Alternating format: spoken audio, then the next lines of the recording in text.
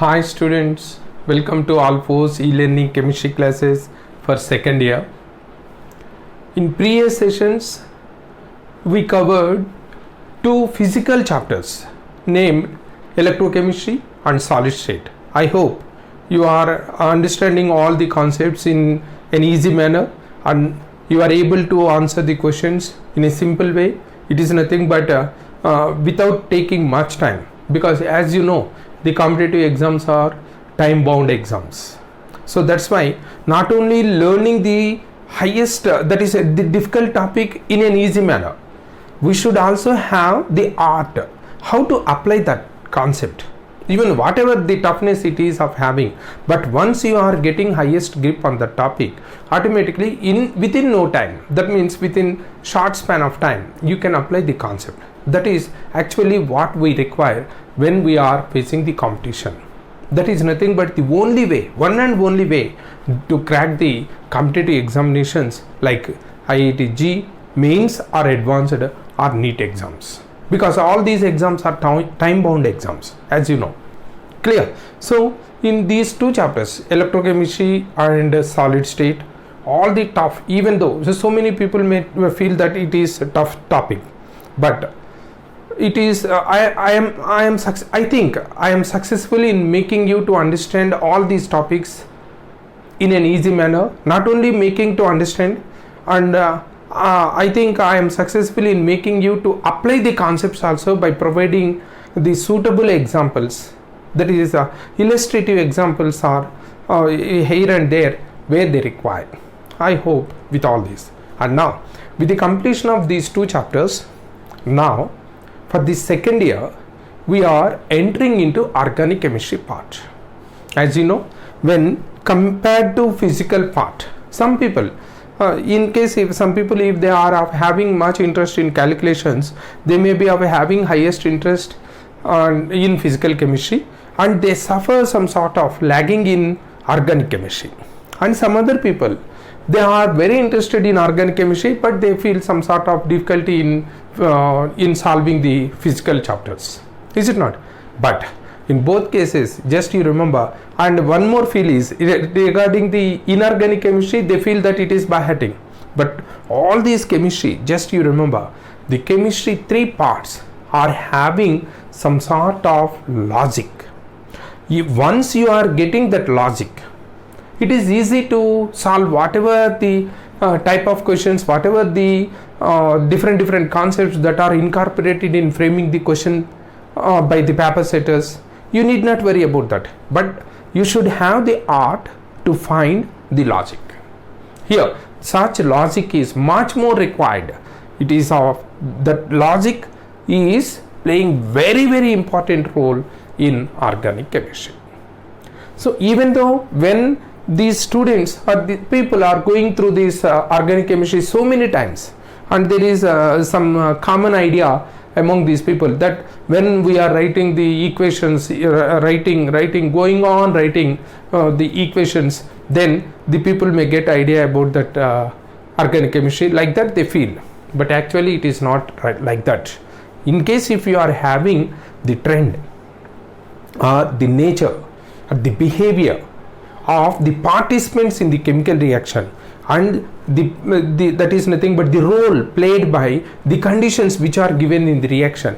If you are thorough with all these, then simply you can write. It is nothing but language. Say for example, if you are well versed with alphabet, and if you are well versed with the syllable is nothing but the sound, and how we have to arrange this alphabet so as to get the sound.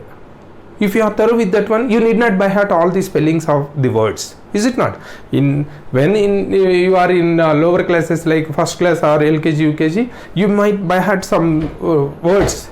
But later on, as you are growing and whenever you are studying different subjects, and here and there, you not only very few words what you by hearted the spelling will come across. All others are new spellings.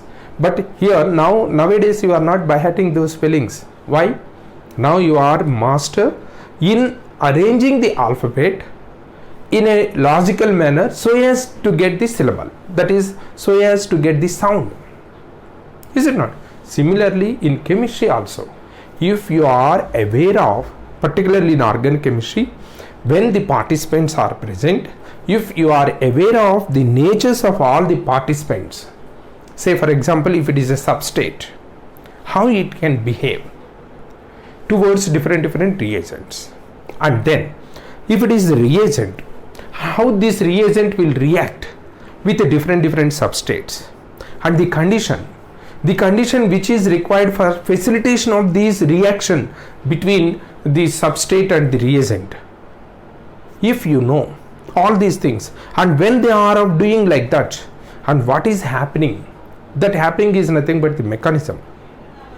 If all these, if you are aware of these, then simply whatever the substrate they are giving, already we know substrate, each and every substrate you need not by heart, you need not study, because we are segregating the similar property compounds into groups. Those groups are nothing but homologs. Already we know the homologs, few homologs of organic chemistry, there are nothing but alkanes. All the alkanes are almost all behaving in a similar manner towards a reagent in most of the cases. Alkenes, they also react in the similar manner with a particular reagent. Alkynes, then alkyl halides, alcohols, ethers, phenols, and carbonyl compounds, and carboxylic acids, and finally we are ending with nitrogenous compounds. These are the homologous series. Once you are having the idea about their tendency, how they are behaving towards different reagents, then depending on the reagent provided, you can easily expect the reaction, is it not? That is the logic.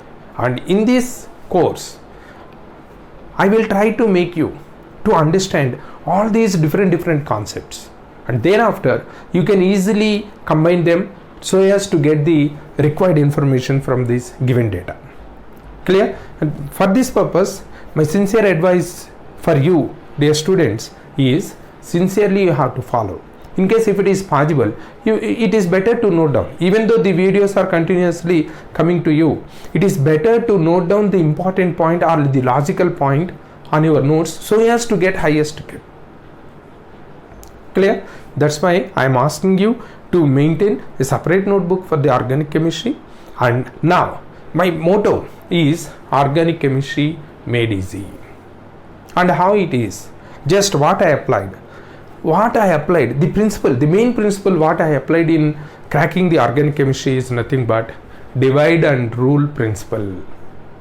Divide and rule principle means here in organic chemistry, what are different parts we have to cover. If I am having thorough idea that, because these parts, some parts are interrelated and some other parts are not at all having any priority, any importance or any role in coming reactions. For that purpose, that's why I am segregating all these organic parts. So yes, and then once we divide into different parts, when the question is asked, first of all we have to identify from which part it is coming and what are the different concepts what we learned in that particular part.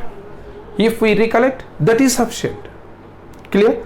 In such a course I am giving, this is the first class of organic chemistry for senior inter students, and thereby here I would like to give some briefing about the required data from junior inter or 11th class standards.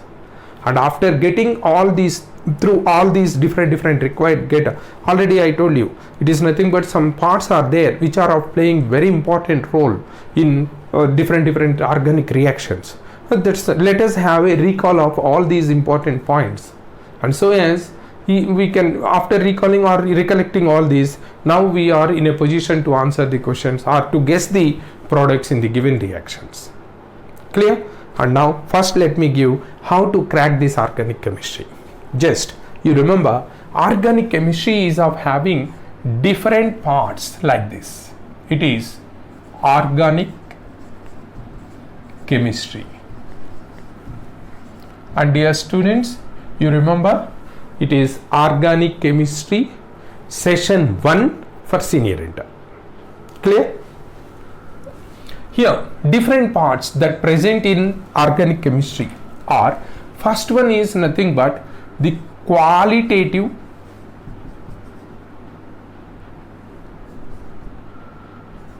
and quantitative aspect. This is main. But how we can get this qualitative, quantitative? How we are getting this? Just after covering the purification and separation techniques. And just you remember, students, here I am giving the first logic here. Why I am not including? Actually, when you are going through your junior intern, that is 11th class textbooks, first of all you are finding this topic, purifications and separations. But actually, why I am not giving as the first part, why I kept it aside, is nothing but this purification and separation part not only covers the organic chemistry. If you observe here and there different techniques used for purification or separations of the organic separations of the compounds, we are adapting some inorganic compounds also. Best example, sublimation. Sublimation can be used for the separation of iodine, but iodine, is it organic compound? No. But it is the best example to consider as a sublimation. Is it not? Like that. That's why I am not considering this as it is the part of chemistry that is useful in finding or in separating, in purifying organic compounds. Clear? After this source, that is purifications and separations, when we learn how to separate depending on the boiling points or melting, whatever it may be, after separation, once we are finding that the given compound is an organic compound, then our organic chemistry starts. Clear? And now it is qualitative, quantitative. Qualitative is nothing but different elements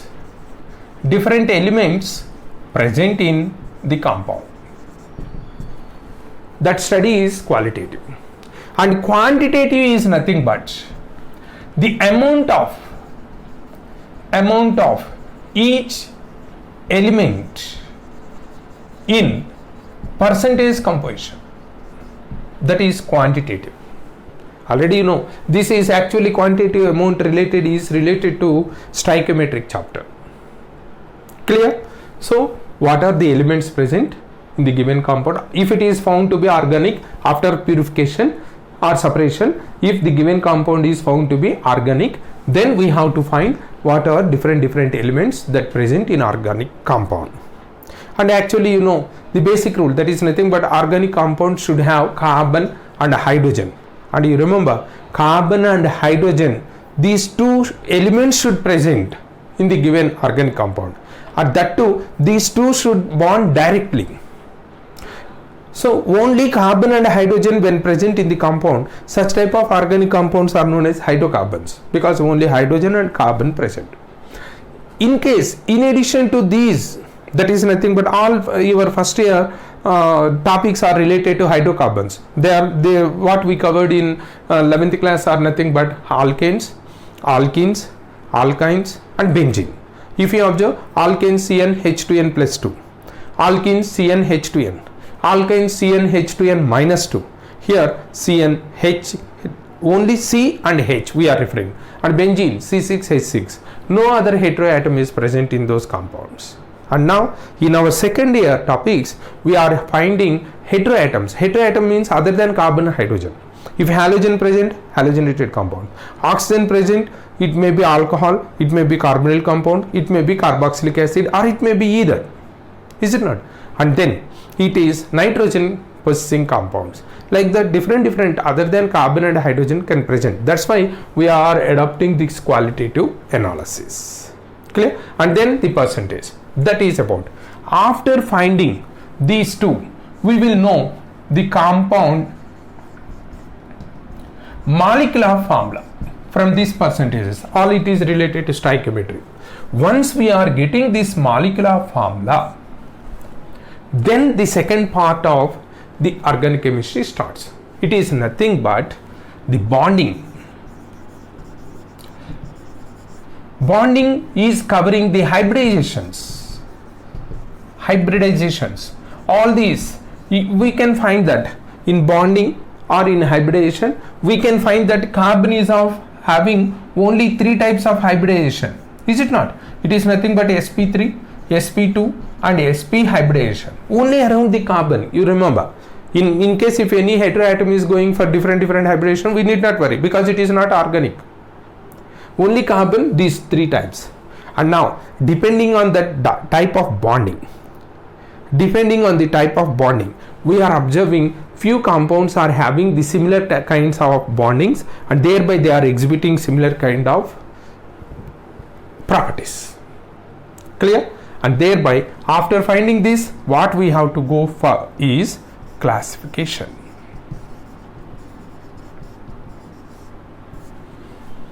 Similarity in bonding, and because of similarity in bonding and structure, similar properties, and thereby when we are finding the same type of hybridization or bonding and same type of properties, we have to classify those compounds which are of exhibiting similarity into different classes.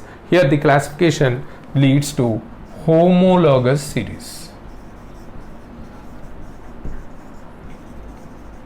This is next part, that is 2, 3 we cover. And then once we are finding homologous series, that is nothing but the families we know now. And now we have to start giving the names for the members present in each family, because there are so many members in the same family, and thereby we have to find some name, we have to give, or we have to provide some name to these compounds. That's why the next topic is covering nomenclature. And now from this onwards, the actual study of organic starts. Why? Because in giving the name, we are of having so many systems.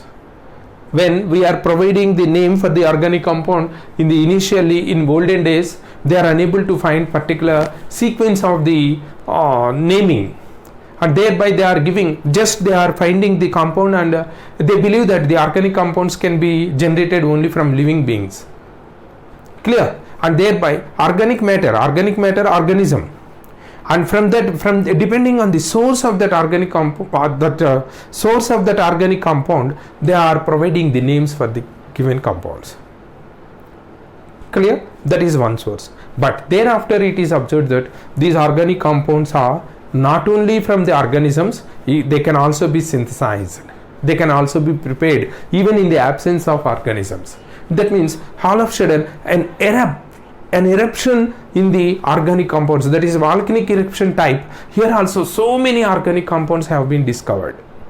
With that one, it becomes a challenge for the scientist to give the names for these organic compounds, and then they start to give certain rules. And you remember, students, and these rules are major rules are there, and thereafter slightly here and there whenever required, they are also amending that rules. That's why actually the first framing rules, they are IUPAC, that is standard rule. Before that some other rules are there, but highest almost 90% scientists accepting system is nothing but IUPAC. But thereafter it is also changed by chemical abstract system nowadays, advanced one.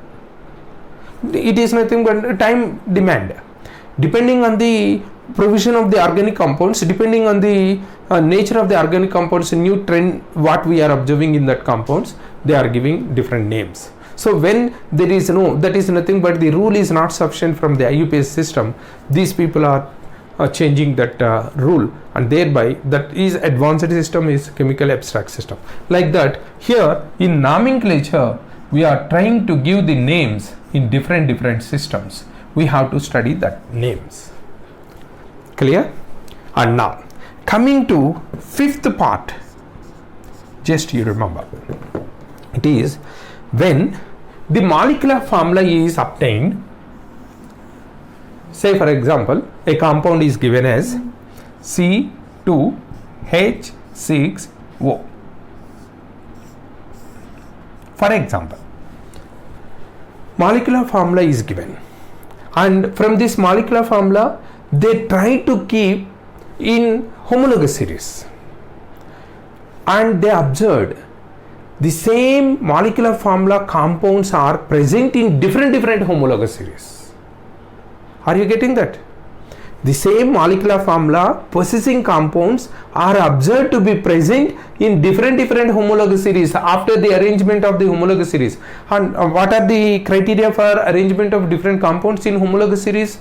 Just it is nothing but the bonding, is it not? And depending on the properties, similar properties. With all these, when they observe, and they are of segregating these compounds, and if they observe the molecular formula, the same type of molecular formula are observed. Not only one, so many compounds are there with the same molecular formula, but they are of present in different homologous series. Then the scientists got the idea, why these elements, why these compounds, even though they are having the same molecular formula, why they are not existing only in one homologous series, why they are dispersed in all these. Then they found one more thing, that is nothing but, even though they are having the same molecular formula, they are exhibiting different properties. The reasons are different. Two reasons, majorly two reasons they found. That is, one is nothing but difference in bonding. Molecular formula is same, but bonding is different. And the second one is nothing but difference in orientation, that is arrangement.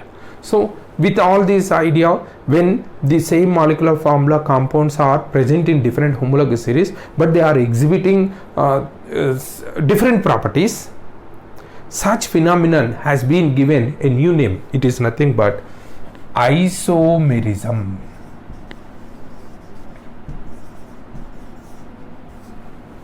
And as we know, for isomerism, that is nothing but similarity in molecular formula, dissimilarity in properties.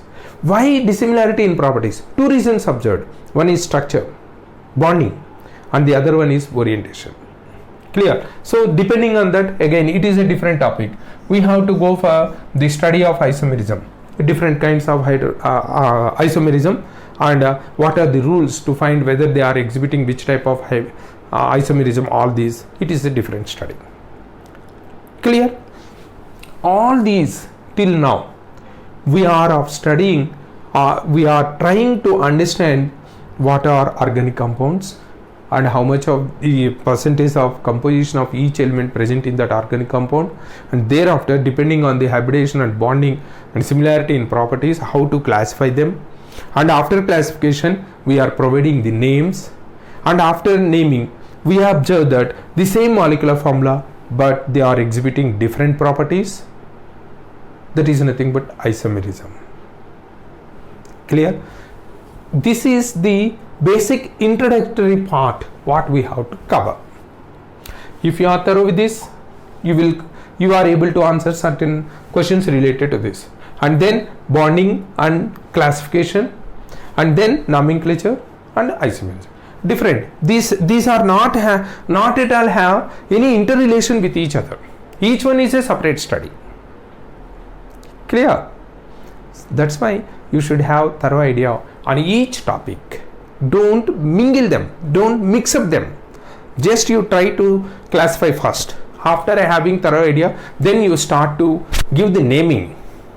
After having highest grip in giving naming, then you enter into the possible isomerisms. It is a separate study. We have to discuss. Already we discussed in 11th class or in junior intern. Clear? And now coming to the next part, that is nothing but the sixth part, and you remember it is nothing but one of the very important, that is key role is played by that one. After knowing all these, the natures of the compounds, in addition to isomerism, that is nothing but the properties of the compounds are determined. The nature, the behavior has been determined with the help of this one. It is nothing but general organic chemistry. General organic chemistry, generally it is pronounced as GOC. Dear students, you remember, most of the students, most of the learners are scared about this GOC. And you remember, innocently, most of the people are considering that naming, isomerism, all those are also included in GOC, general organic chemistry. But actually, you remember, they are not included in GOC. GOC is a different topic. It is not at all related to naming. Clear? And let me give what is, after learning this GOC, the remaining part is simple. That is nothing but, after this, the 7th part is nothing but preparation and properties of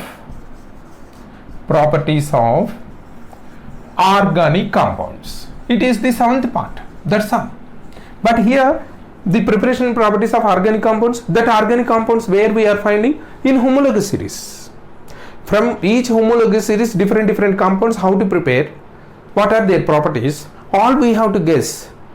So, but these preparations and properties, all these depend on this GOC. Clear? And now this GOC covers what? First of all, the reaction, the tendency, the behavior of the organic compounds are depending on that. When it is a reaction, we have to find which substrate is going to react with which reagent, and what is the path, the way they are reacting. That is nothing but we are considering the mechanism. And the reagent, what is the nature of the reagent to attack on that, and when it is attacking, whether it is making the substrate to go for oxidation or reduction or for some other elimination or rearrangement. All these we have to discuss. That is covered in GOC. To understand the nature of the reagent or the nature of the substrate, or to understand the reaction mechanism, here different phenomena are happening. They are playing very vital role in that phenomena. Those are nothing but, you know already, it is electron displacement effects. Electron displacement effects, these are also known as EDE. First of all, we have to consider what are different electron displacement effects, how they are playing the role. Just you remember, these are all playing the role in finding the stability of reaction intermediates. During the chemical reaction, some sort of intermediates will form, and how these reaction intermediates are formed, what is the stability, all these we can learn from this application of electron displacement effects. And second one, these are also helpful in finding the acidic natures, acidic strengths of organic compounds. And next one, these are also useful in finding the basic strengths of organic compounds.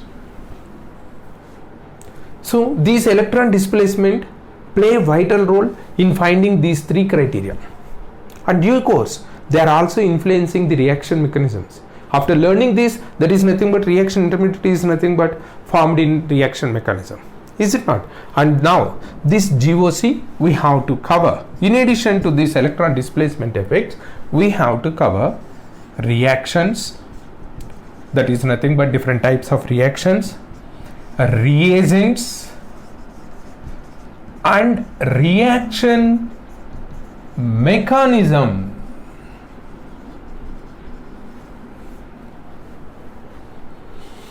Reactions, different types of reactions we have to consider. Types of reactions we have to consider. And reagents, these are nothing but that is tend to go for involving in the reaction with the substrate. Here also we have to consider different types of reagents. And reaction mechanism, when this reagent is attacking on the substrate to create a reaction. Say for example, if it is elimination, it is following one type of path. If it is substitution, and that depending on the reagent type, substitution may be free radical substitution, electrophilic substitution, or nucleophilic substitution. All these electrophile, nucleophile, free radical, they are coming to these reagents. Clear? After getting this one, how they are of involving in the reaction, what is different paths they are taking, or different steps involved is nothing but reaction mechanism. In reaction mechanism, here and there we can observe the principles that we have to follow or the reaction is following. Just you remember, reaction is not following our principle. Depending on the setup framed in the reaction mechanism, we are creating the principle. Clear? This much only covers GOC actually. Not naming, not isomerism. GOC is what are electron displacement effects and what are their influence in finding these three, and then what are reactions, how many types they are, what are the different reagents, and then the mechanisms that involved in organic reactions. This much, if you are thorough with the sixth part of the lesson, that is nothing but GOC, then automatically the seventh part is nothing but simply you can solve whatever the reaction, whatever the question they are giving, you can easily solve them. Clear? So from the next session onwards, we are starting with a recall of this GOC, which is already dealt in junior inter or in 11th class. Clear? Thank you.